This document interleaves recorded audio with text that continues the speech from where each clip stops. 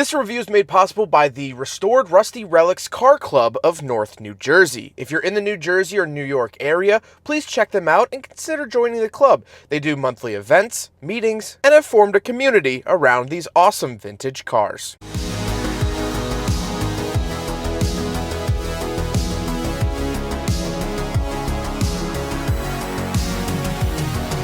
Alright, what's up guys? My name is Zach, and today I am driving a 1961 Chevy Corvair Lakewood.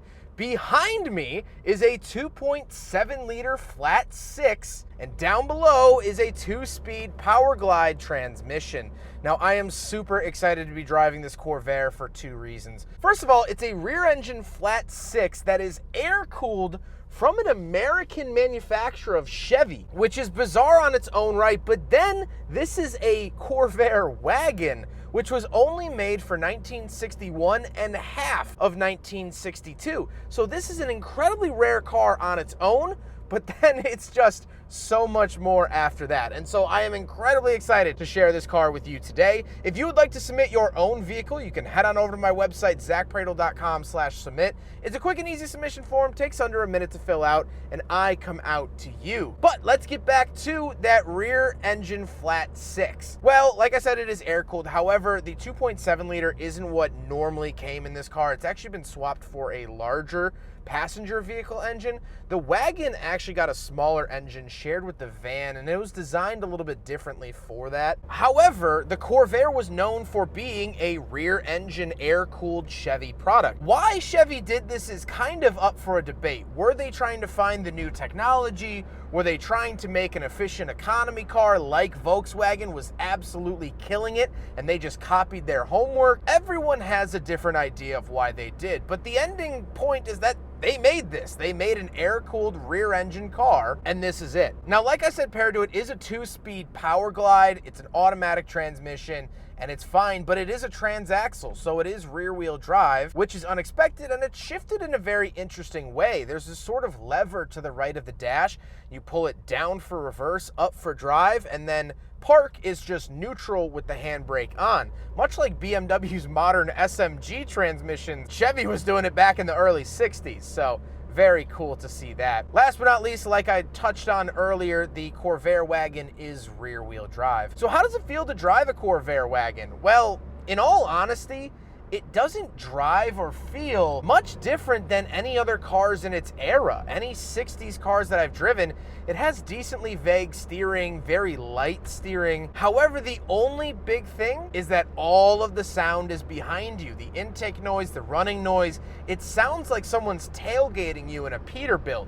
And it's not the case at all. That's you. You're tailgating yourself, which sounds like a sin. So it's very unique in the form of hearing, but it actually drives quite normal. It makes a good amount of power. Now, this is the bigger engine, but still quite a lovely driving experience. And it's kind of nice to have everything behind you. It's in the wind. Don't worry about it. So with that stuff out of the way, let's talk about the interior. Well, in front of me, I have a couple of gauges. I have my fuel off to the left and speedometer to the right. Then I have my lights, wipers, engine light, odometer, lighter, and then my key, and of course that gear selector. The steering wheel is very, very thin, very 60s, not even a prayer or idea of an airbag in this. And on the door, we have our vent window, crank for the window, and latch to get in and out. Moving into the center, we do get a little air vent, a little ashtray that opens up. Gotta have your ashtray. This is the 1960s after all. And then we have our radio. This is not the original radio, so it's been added afterwards. And as you can see, the little equalizers are added down below. Off to the right, we do have a glove box that says Corvair 700,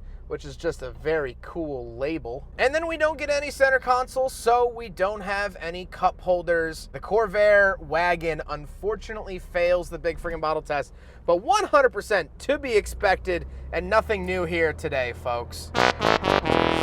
It does get a bench seat up front, which I love the coloring of it. It's that sort of aqua green that was very, very hip at this time, and is just very, very pleasant on the eyes. However, speaking of seats, we do have back seats, so let's go do a back seat review. All right, so we're in the back of the 1961 Chevy Corvair wagon, and it's not as spacious as a lot of other American wagons. Now, Chevy was trying to make a compact, again, to compete with Volkswagen, and so space isn't really at a premium. Now, part of that is because the engine is back here too, so my butt is kind of where the engine compartment starts, or not far off at least. So we'll talk about the downsides of the wagon, but this was definitely one of them, was the rear seat space, because it wasn't very plentiful. And you have to remember in the 1960s, American cars were still ginormous, and even into the 70s. It wasn't until the late 70s where we started downsizing, and that was kind of the norm and accepted. We didn't want a small car like this. No one really wanted that. They wanted their big American cars, and they wanted to hit you over the head with it. Well, there's not a whole lot of weight to throw around in this thing, so it wasn't really accepted super, super well. So kind of an interesting how the politics weigh into it. However, let's talk about the rear area, and then we'll talk about the frunk. Key here, opening it up, and now we are in the trunk of the Corvair wagon. And as you could see, it is not very deep because the engine is right under here. Now, I wanted to give you more engine compartment shots, but you have to actually unscrew it. So you're gonna have to deal with just that. That's how you actually access the engine. And like I said, this engine has been swapped. Normally you could check the oil from here, but the engine's from an actual sedan that you can open the backup of, blah, blah, blah, so it didn't quite work. But anyway, this was one of the reasons the wagon failed, is because it's not very deep. And you can't actually pack a whole lot in there. And if you put the family dog on here, well, you're gonna have a pot roast by the end of your drive. It does get warm back here a little bit, and so that was a big downside. However, closing this up,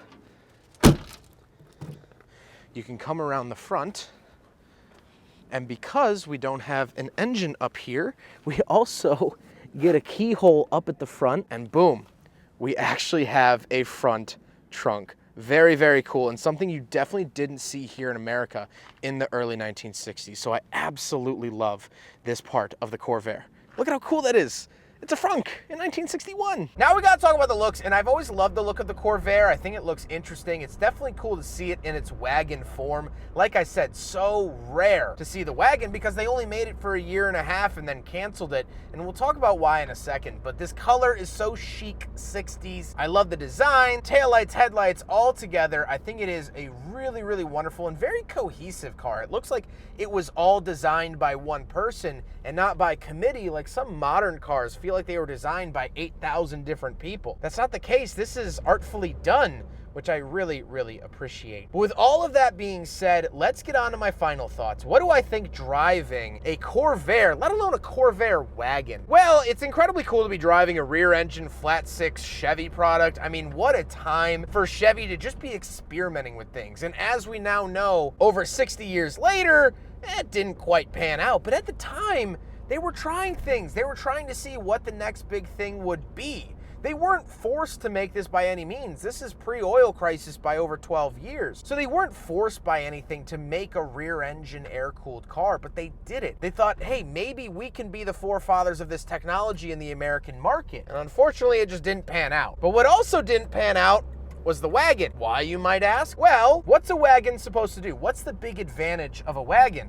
You get extra cargo space. Well, that's not really the case here with the Corvair wagon because the engine is underneath. You only get that tiny little access panel you saw with the engine shots. It's also kind of noisy. You hear the engine inside because, well, it kind of is inside, and even though it isn't in front of you, you certainly hear it more than you would in other vehicles, and that kind of turned buyers away. That paired with the weirdness of the air-cooled, people didn't really care or want the wagon at all. And so throughout 1961, they saw that no one was buying it and they pulled the plug halfway through 1962, giving this one of the shortest lifespans of any American car, at least the Corvair in its wagon variant. Now the Corvair actually went on for a couple more years, and they upgraded the engines over the time into the late 60s, and it saw relative success, all things considered. But the wagon here didn't. This is the sibling that didn't make it out of the house. This is the bird that didn't fly out of the nest. This was a gumball, and no one had a quarter. But here today, I was so excited to share it with you.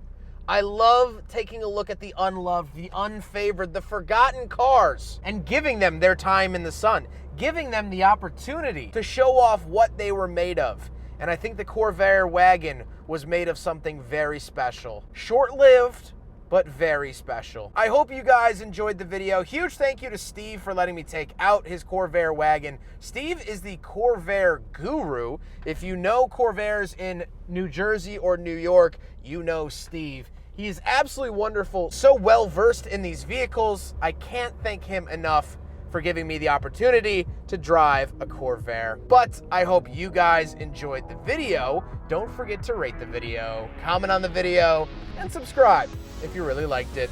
Take care, guys.